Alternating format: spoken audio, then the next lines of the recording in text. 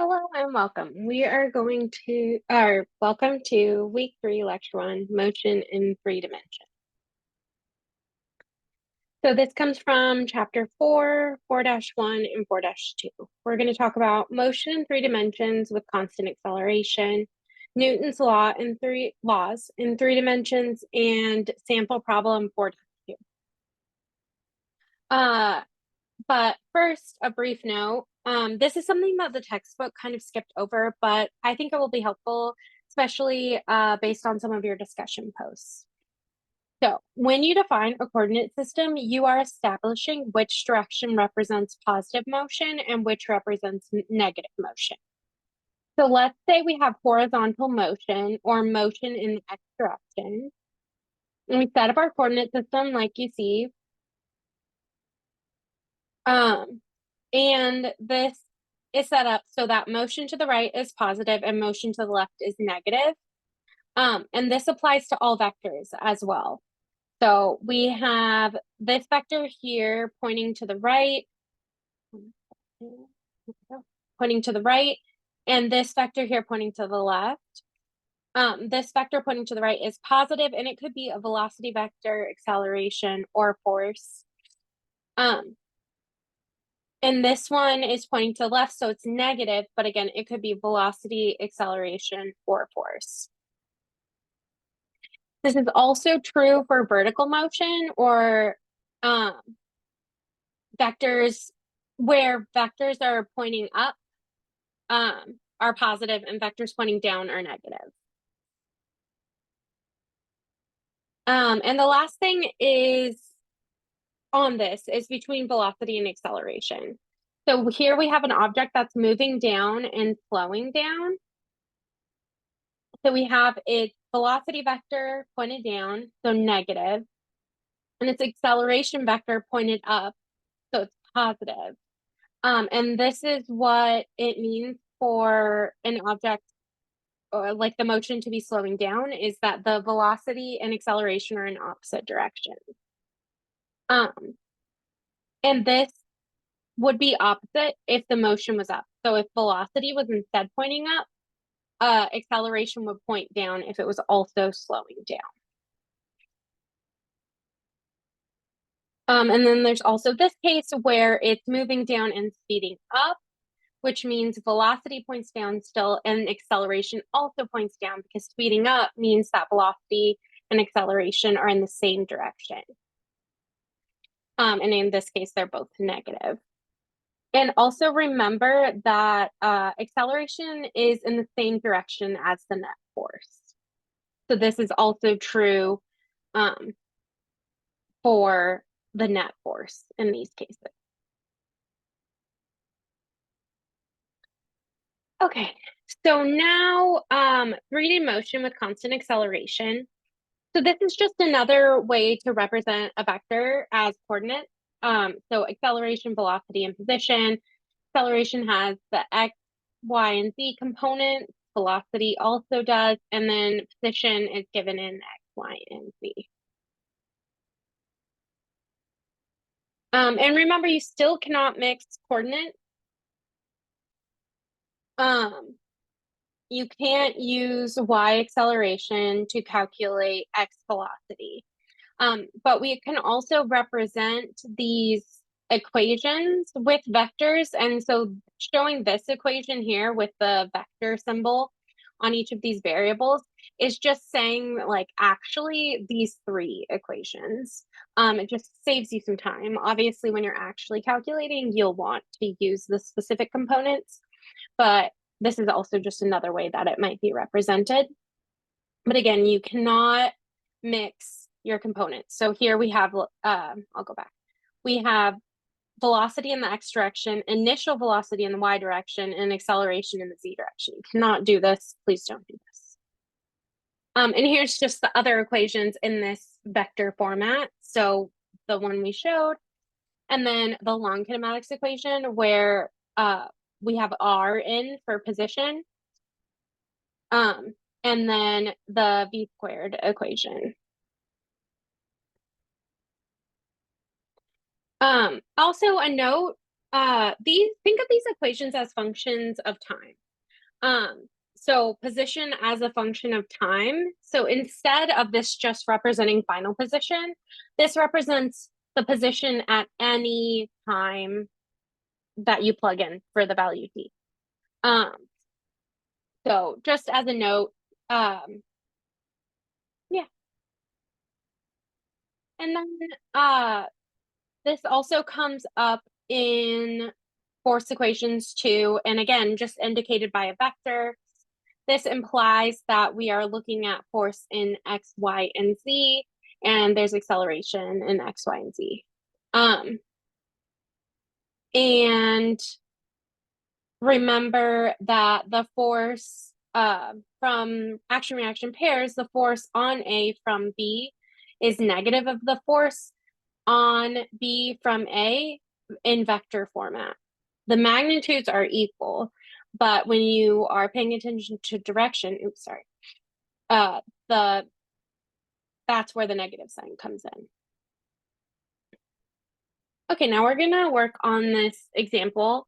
I'll read it out real quick. A crate of mass 62 kilograms is sliding without friction with an initial velocity of 6.4 meters per second along the floor. In an attempt to move it in a different direction, Tom pushes opposite its initial motion with a constant force of magnitude 81 newtons, while Jane pushes in a perpendicular direction with a constant force of magnitude 105 newtons. If they each push for 3 seconds, in what direction is the crate moving when they stop pushing? Okay, here we are. I already drew you some pictures of the situation. So let's write down our note.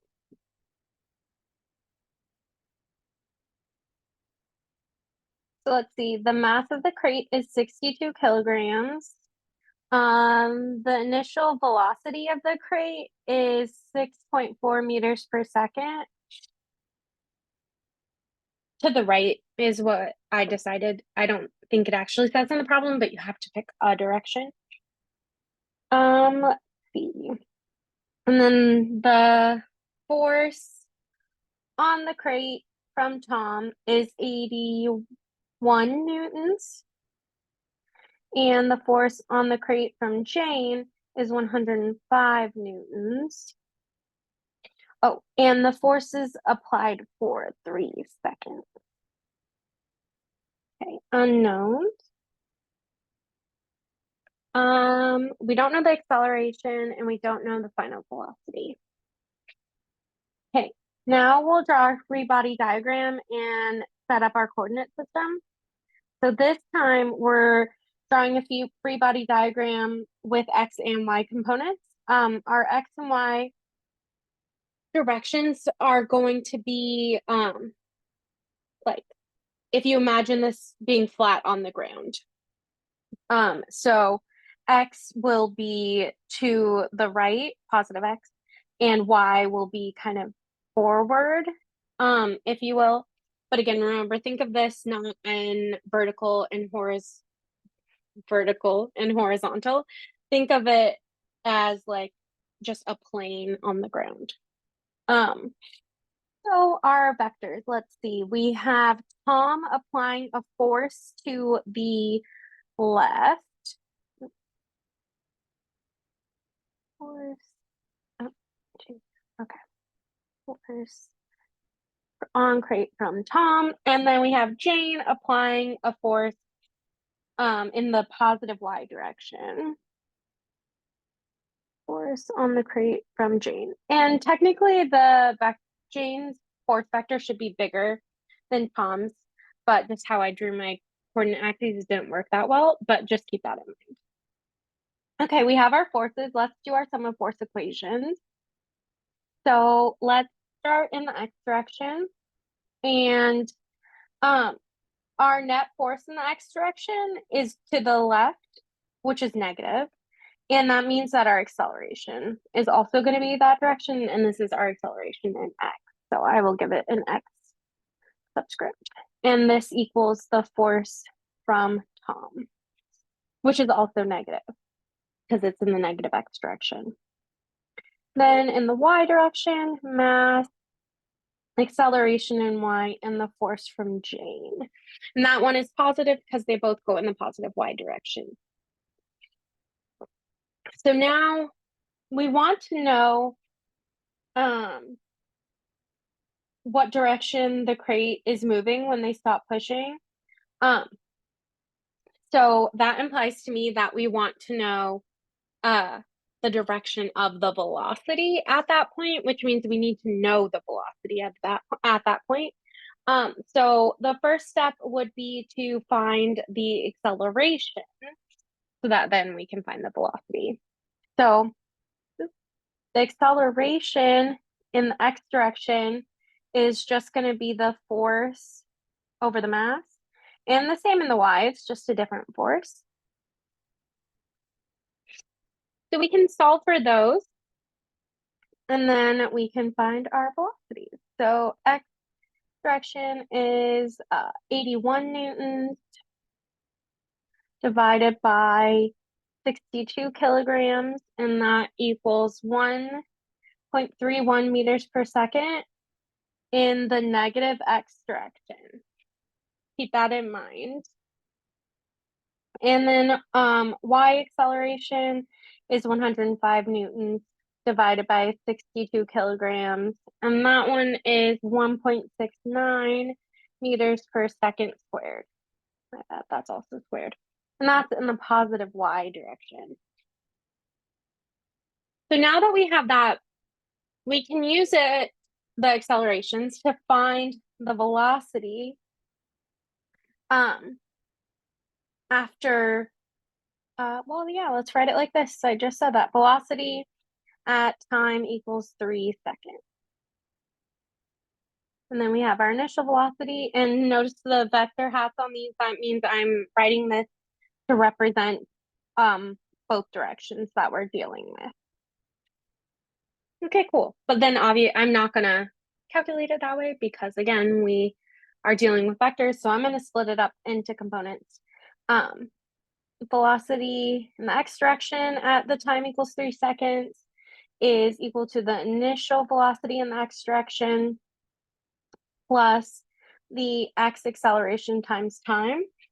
Maybe I'll just write over here. So the initial velocity is only in the x direction actually. And it is 6.4 meters per second. I'm gonna write that down. And then our acceleration is in the negative y direction. I mean, negative x direction, sorry. And it's 1.31 meters per second squared. So we can plug those in. Move my equal sign over.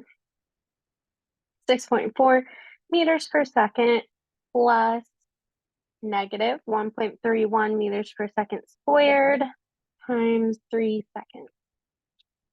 And this gives us a velocity of 2.47 meters per second in the positive x direction at t equals 3 seconds.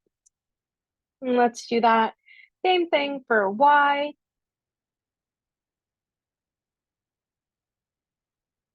T naught y plus a y t. And as I just said, the initial velocity is only in the x direction. So this is 0. We can ignore that. And then the acceleration in the y direction is 1.69 meters per second squared. So to get the velocity in the y direction, it's just, whoa, sorry about that. Just that acceleration, 1.69 meters per second squared times the time of 3 seconds. And that gives us a velocity in the y direction of 5.1 meters per second in the positive y direction at t equals 3 seconds. And I've kind of run out of room to do the last part, so I'll just add a page. Okay, so let's write down real quick what those velocities were. X was 2.47 meters per second. Actually, maybe we should round that to 2.5.